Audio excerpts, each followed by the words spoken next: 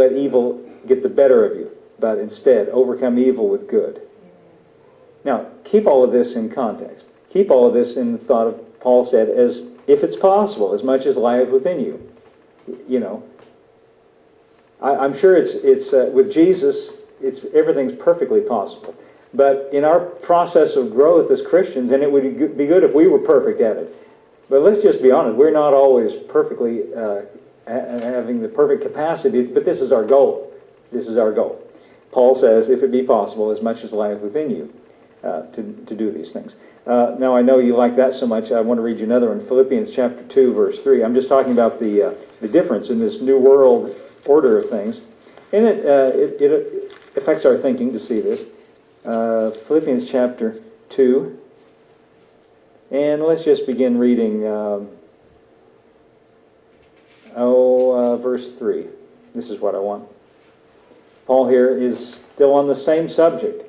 And he says, let nothing be done through strife or vainglory, but in lowliness of mind. Let each esteem the other better than themselves. I like the Williams translation. It says, practice treating one another as your superiors. Practice treating one another as your superiors.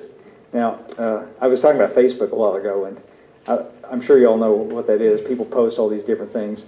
And one of April's friends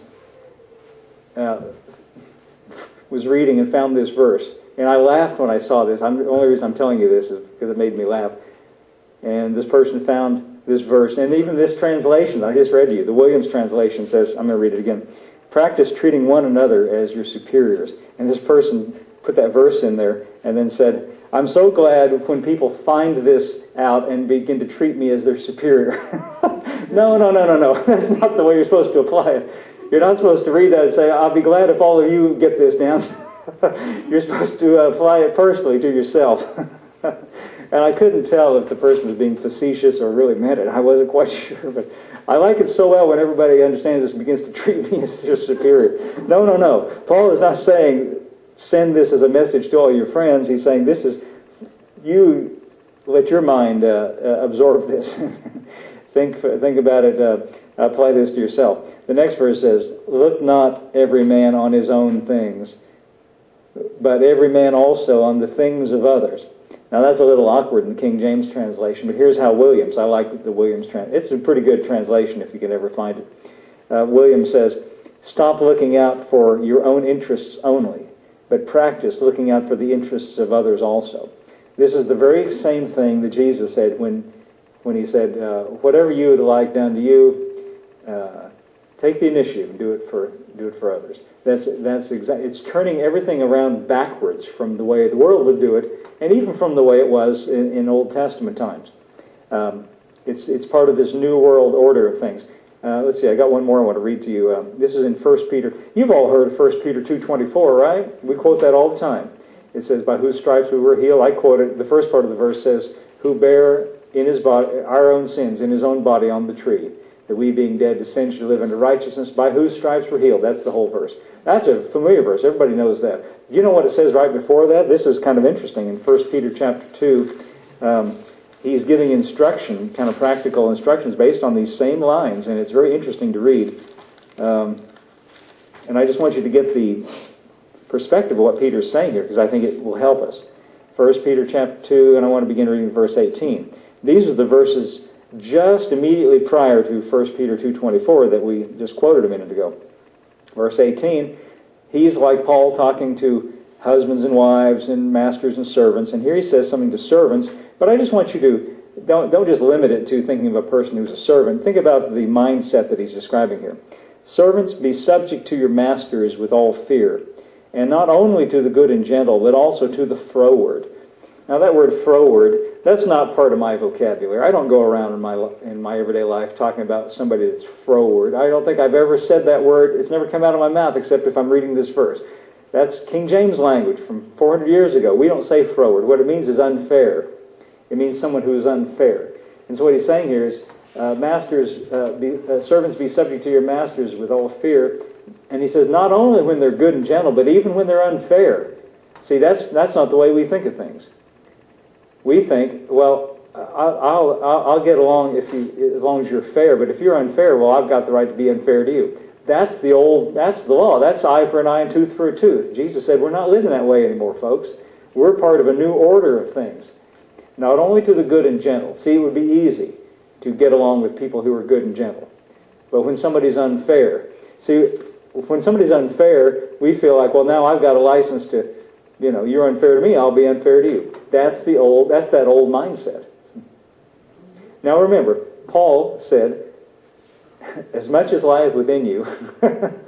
See, it takes a little bit of renewing the mind because we still have a lot of this old thinking in our minds. Can I just be honest? I mean, we do.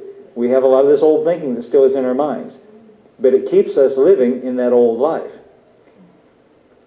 Okay. Also to the froward. Oh, let's go on reading. I was looking up there to see what's next. I got it right here. And for this is thankworthy, if a man for conscience toward God endure grief, suffering wrongfully. Boy, we hate that. We don't like to suffer wrongfully. We want to be vindicated. But he says, this is something that deserves thanks. In other words, if you can get along with people that are good and gentle to you, where is the thanks in that? Anybody can do that. But this is worthy of some attention. This is thankworthy. If because of your conscience toward God you endure something wrong, endure grief, and suffer wrongfully, verse 20, he makes the point. For what glory is it, if when you're buffeted for your faults you take it patiently? But if you do well and suffer for it and take it patiently, this is acceptable with God. Well, why is that? Verse 21 says, for even hereunto were you called, because Christ also suffered for us. See, that wasn't fair, what happened to Jesus. He could have said, if he were carnal, he could have said, wait a minute, hanging me on the cross, that's not fair. I'm the only sinless person here. But we wouldn't have any redemption if he had that attitude. For even hereunto were you called, because Christ suffered for us, leaving us an example that you should follow in his steps, who did no sin, neither was guile found in his mouth. Now, I read all that to you to get to this verse 23. This is an important verse. Who, when he was reviled not again. That means insulted. When he suffered, he threatened not. But listen to this now. Here's something you can get a hold of and apply in your life too. But he committed himself to him that judges righteously. See, when he was enduring all of that treatment unfairly, he said, Peter says, he committed himself to the one that judges righteously. You see, we can do the same thing. We can say, I'm just trusting God to make things right. And you know what? God has a way of making things right. That's why Paul said, give place to wrath. God's got a way of making things right. That's what the meaning of that is. Now, what is all this that we're describing? What all this that we're describing is, it's literally the nature of God. This is his nature. This is his life. This is the eternal life that we've been translated into. I just got a couple more, I'm done. Ephesians chapter 5, verse 1.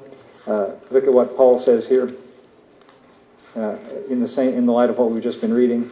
Ephesians chapter, where am I here? Ephesians chapter 5, verse 1. This is a good verse here in the King James and the Message. They're both good. Verse 1 says, be ye therefore followers of God as dear children. The word followers literally means imitators. Now, isn't this what Jesus said back there in the Sermon on the Mount when he said, then you shall be children of your Father when you behave this way, because he sends the rain on the just and the unjust. He says, be imitators of God as dear children, verse 2, and walk in love, as Christ also loved us, and hath given himself for us, an offering, and a sacrifice to God for a sweet-smelling savor. Now go back to Phil to verse 1 and give me the Message. I like what the Message says. Watch what God does, and then you do it, like children who've learned proper behavior from their parents.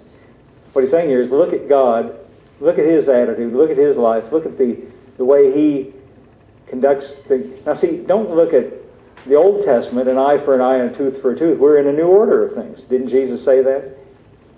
Who learn proper behavior from their parents. Okay, next verse.